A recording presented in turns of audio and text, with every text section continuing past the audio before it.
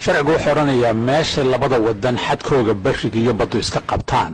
ayaa layn toosan la dhigayaa laynkaa toosan dabadeedna waxaa lagu taagayaa layn kaloo badda tegaya oo golocdu noqonayso ama angalku noqonayo 90 digrii uu noqonayo marka Kenya waxay doonaysaa in laga dhigo 45 digrii in laga dhigo oo dabadeedna xaggeena loo soo janjeeriyo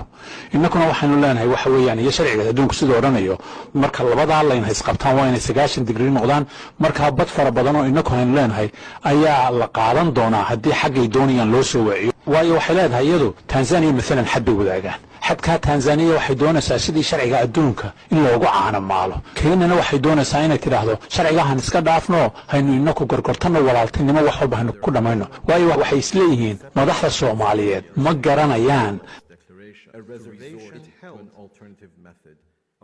dadka ka shaqeeya waxaan la yiraahdo marine science ama cilmiga badana waxay ka sheekeynayaan 3 meelood ayaa ugu kalluun badan Afrika mid waxay ku taalaa Morocco iyo Mauritania iyo Senegal xeebtooda oo laba badood mid qabow iyo mid kulul ay soo gala midka kalena waxa weeyaan koonfurta Afrika dalka Namibia iyo South Africa hay wadaagaan ka saddexaadna waa Soomaaliya waaye xeebaha kale Afrikaanka oo dhan kalluunkoonu Kenya ma gaariyo kolka labada laga reebo marka kalluun fara badan baa ku jiro khayraadkiisu aad u kala nooc yahay oo haddii laga faa'iideysto Soomaaliya ka faa'iideysto lacag hayna heli doonto dibadda hay u dirso karto iyo nafaqa caruurteena dib dambe aan loogu raadin abaar baa ku dhacday way macluulayaan ay halka laga helayaa taasi waa ta koobaad khayraadka kale laga hadlayaa waxa weeyaan macdan baa laga hadlayaa biro waa laga hadlayaa saliid baa laga hadlayaa gaas baa laga hadlayaa marka waxa guntooda iyo miisaankooda lama oga laakiin Kenya ishaafal keeskooda waxa weeye inay ka hor dhacdo taas oo wixii laga helaba iyadu hay qaadato markaas